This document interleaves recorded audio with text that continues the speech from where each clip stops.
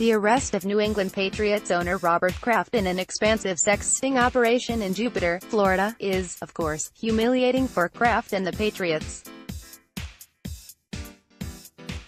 Kraft, a 77-year-old widower, will have to deal with all of the ramifications, legal or otherwise. At this time, he completely denied the charge from local police that he twice visited a local massage parlor, the Orchids of Asia Day Spa, where women who had been subject to human trafficking from China were forced to engage in sexual servitude, according to the arrest record per the Palm Beach Post.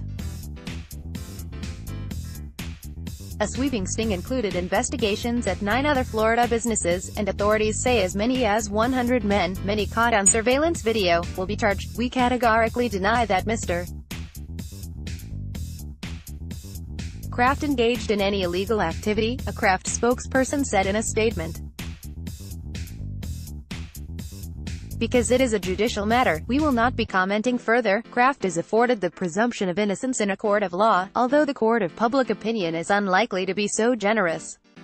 A clearer picture of what's true or not will presumably play out, although it's worth noting that a local district attorney probably isn't just charging a prominent billionaire without having his facts straight. In the interim, the question falls to the National Football League, which under Commissioner Roger Goodell has sought to enforce behavioral standards among players and even owners under the so-called personal conduct policy. Goodell has proudly played sheriff during his tenure and enforced standards in the interest of protecting the Shield, or the NFL's brand. Well, if misbehaving players is a concern, then what does a famed owner caught up in this mess mean for the league's reputation? And what does the NFL do about it? There's clear precedent for action.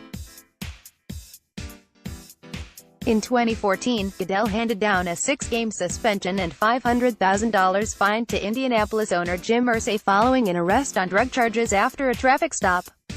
Irsay, an admitted alcoholic who had battled substance abuse issues, was cited for possession of controlled substances and had blood tests that revealed the presence of oxycodone and/or hydrocodone. Irsay was banned from the Colts facility, games, practices or league functions.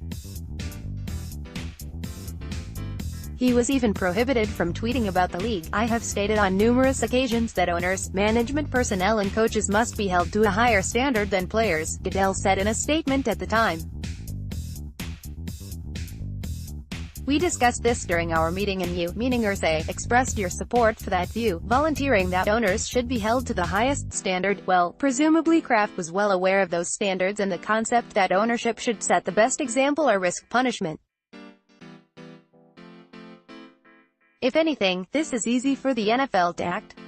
Irsay's behavior stemmed from substance abuse problems, which are considered a health issue.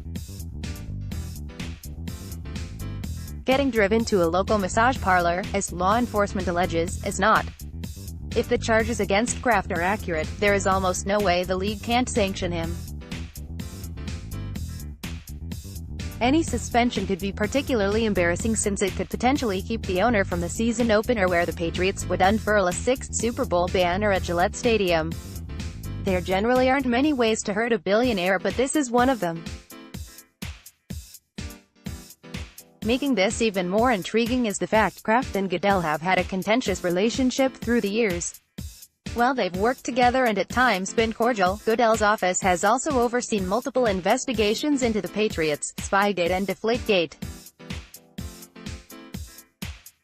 Those resulted in punishments that included the stripping of draft picks, monetary fines and specific sanctions on 2 of Kraft's most beloved employees, coach Bill Belichick and quarterback Tom Brady.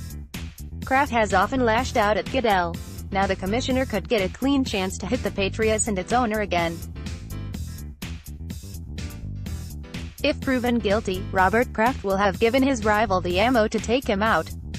It may not be his biggest issue he is facing right now, but it's an unpleasant one nonetheless. More from Yahoo Sports. Wetzel, how Nike fiasco could be a boon for Zion Warriors win, no shock. Curry slam, big surprise Megatron's post-NFL career, marijuana watch, NBA star's wife makes him stop gaming.